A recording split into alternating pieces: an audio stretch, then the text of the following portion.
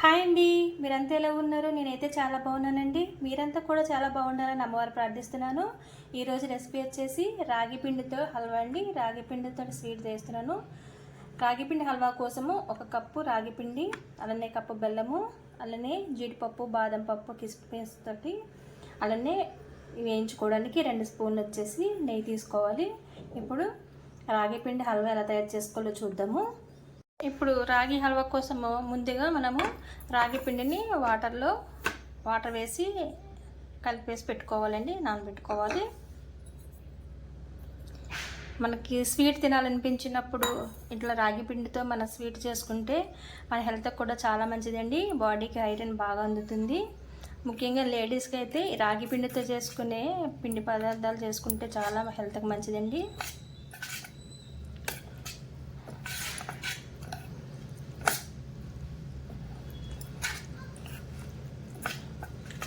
కలిపేసుకుని ఇప్పుడు దీన్ని పక్కన పెట్టేసుకుందాము. స్టవ్ వెలిగించుకుని దాంట్లో మనం కొద్దిగా నెయ్యి వేసుకుందాము.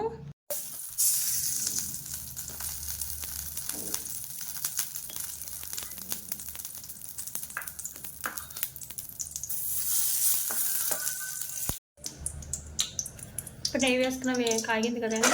ఇప్పుడు డ్రై ఫ్రూట్స్ వేసుకుని వేయించుకుందాము. మాడిపోకుండా దూరగా వచ్చేటట్టుగా వేయించుకోవాలి. ఇప్పుడు డ్రై ఫ్రూట్స్ బాగా వేగిపోయినాయి కదండి. ఇప్పుడు ఇట్లా తీసేసుకుందాము. మనము 1 గ్లాస్ వాటర్ వేసుకుందామండి. అంటే 2 కప్పుల వాటర్ వేసుకుంటున్నాను. మనము కప్పు బెల్లం కూడా వేసేసుకుని బాగా కలుపుకోవాలి. బెల్లం అంతా కరిగేదాకా కలుపుకుంటూ ఉండాలండి. ఇప్పుడు బెల్లం అయితే ఎంత కరిగిపోయింది కదండి. ఇప్పుడు మనము రాగి పిండిని వేసేసుకుందాము. వేసేసుకుని ఇట్లా బాగా కలిపేసుకోవాలి. ఇది దగ్గరికి అయ్యేంత వరకు ఇట్లా కలుపుకుంటూ ఉండాలి.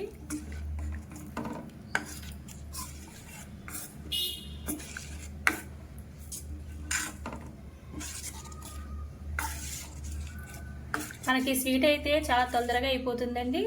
టేస్టీగా ఉంటుంది, అలాగే హెల్తీ కూడా. మనకి ఎప్పుడైనా స్వీట్ తినాలనిపించినప్పుడు ఇట్లా రాగి పిండితో చేసిన స్వీట్లు ఏమైనా పిండి వంటలు కానీ చేసుకుని తింటే మన హెల్త్ కూడా చాలా మంచిదండి. ఒకసారి మీరు కూడా ట్రై చేయండి. మీకు ఎలా వచ్చిందో కామెంట్ కూడా పెట్టండి. ఇట్లా మొత్తం అంతా దగ్గరికి అయ్యేంత వరకు మనము కలుపుకుంటూ ఉండాలి.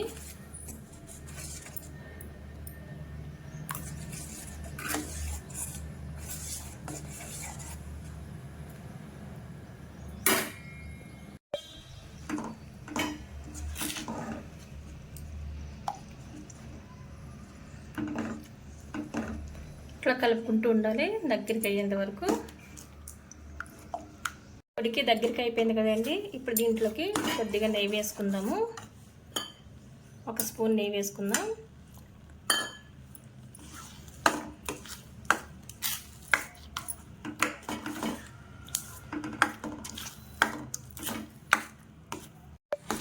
దగ్గరికి అయిపోయింది కదండి.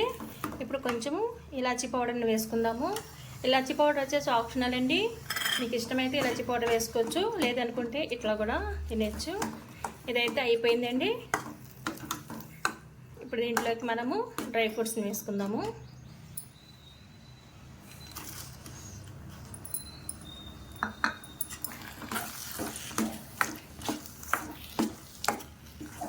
అంతే అండి, ఎంతో ఈజీగా టేస్టీగా ఉంటే రాగి పిండితో హల్వా అయితే రెడీ అయిపోయింది.